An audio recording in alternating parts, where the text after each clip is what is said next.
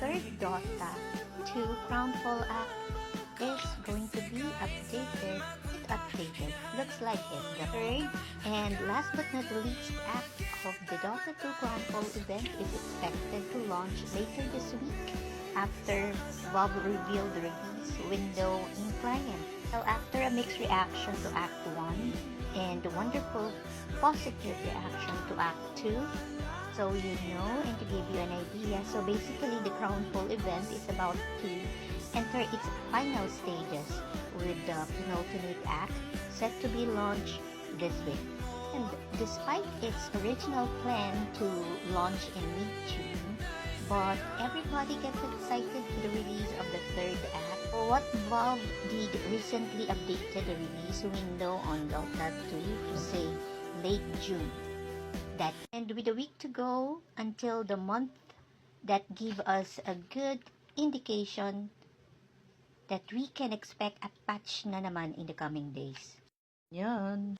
Most likely release date for Crownfall Act 3, which is titled as Frost of Ice Rock, EA, is today. Ngayon daw yun, kasi nga diba we often see major Dota patches.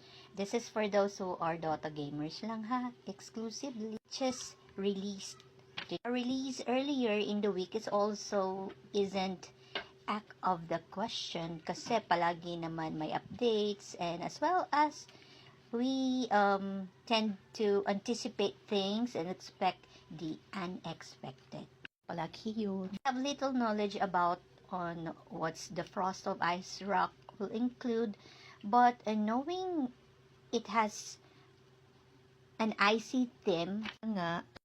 One big addition is we are expecting the release of new Dota Hero Ringmaster, which was announced earlier on. Likely be another burn crawl style map to play through, and new version offering up some more exciting stuff for gamers. Don't be disappointed. Okay, all love this new mini game system. It definitely helped keep Dota fresh.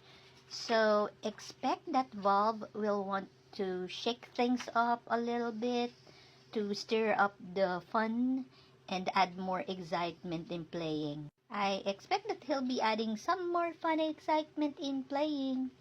That's it.